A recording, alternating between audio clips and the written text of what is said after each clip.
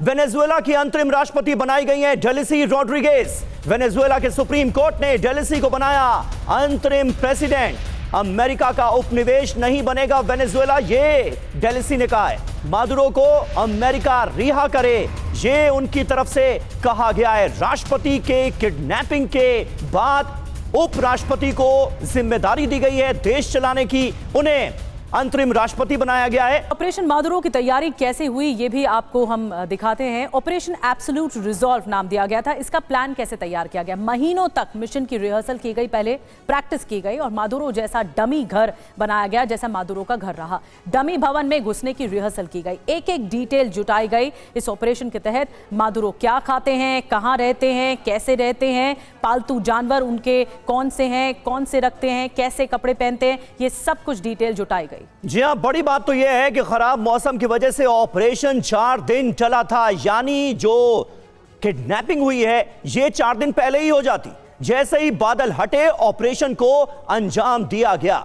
ये बड़ी जानकारियां इस ऑपरेशन से जुड़ी सामने आ रही हैं जिसने दुनिया को चौंका कर रख दिया। और अमेरिका की डेल्टा फोर्स ने वेनेजुएला में ऑपरेशन को अंजाम दिया और इस मिशन में 2000 खूंखार कमांडो शामिल थे जो वेनेजुएला के अंदर दाखिल हुए।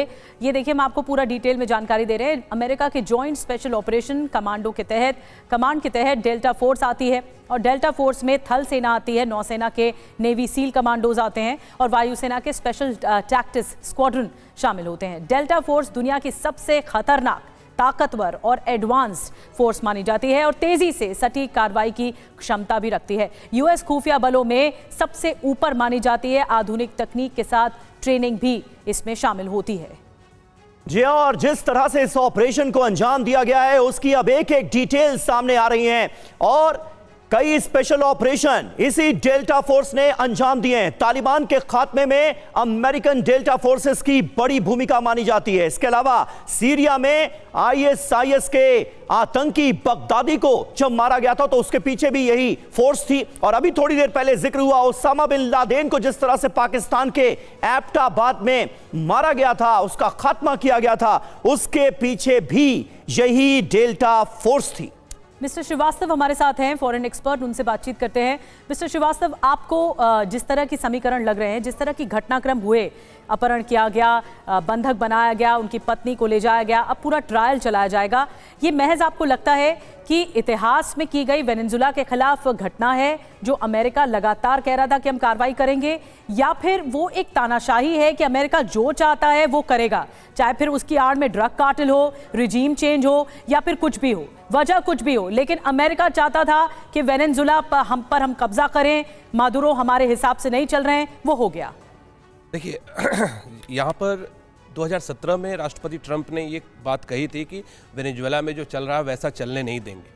2019 में जब इलेक्शन हुआ वेनेजुएला में तो उन्होंने एक डमी कैंडिडेट, या उस समय कह लें कि विपक्ष ने ये कहा कि हम जीत गए, और जॉन गुइडो जो थे उनको राष्ट्रपति बनाया गया। 2019 से 23 तक वो एक तरीके से सत्ता में एक अपनी बात कह रहे थे कि हम हैं सत्ता में और हमारी ही चलेगी। लेकिन मादुरो जो थे उन्होंने राष्ट्रपति ट्रंप को दूसरा प्रशासन नहीं मिला, दूसरी बार वो जीते नहीं।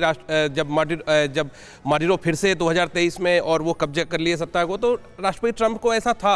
और 2017 का ये प्लान है, ये प्लान नया नहीं है, पहली चीज़। दूसरी चीज़ ये कि राष्ट्रपति ट्रंप ने या अमेरिकी सेना ने जो किया है, अगर वो उनको मादुरो के प्रशासन से या मादुरो की नीतियों से समस्या थी, उनकी पत्नी को किडनैप करके ले जाने की काम, यहाँ तो बेसिक ह्यूमन राइट वायलेशन का मामला आता है, जहाँ पर एक राष्ट्रपति की पत्नी जो एक महिला है उसको आप उसकी क्या गलती है, उसकी कहाँ इस सत्ता में भागीदारी है। तो जो वैश्विक जो प्रशासन है, जो वैश्विक ग्लोबल गवर्नेंस है, वो कहाँ चुप बैठा है, वो मानवाधिकार के लोग कहाँ चुप बैठे हैं, वो क्यों नहीं इस पे बात कर रहे हैं। ये एक पक्ष हुआ। दूसरा पक्ष आप ये भी देखिए कि जो आज का जो प्रशासन है, ग्लोबल प्रशासन जो है, उसे सरकारें नहीं चला रही हैं, उसे प्राइवेट प्लेयर्स चला रहे हैं। अब आप देख लीजिए कि तेल कंपनियों ने जो फंडिंग की अमेरिका को उसके चुनाव में, आज वही तेल कंपनियां कह रही हैं कि हमें वेनेजुएला में सत्ता में भागीदारी नहीं मिल रही है, हमें वहाँ पे बिजनेस करने नहीं दिया जा रहा है।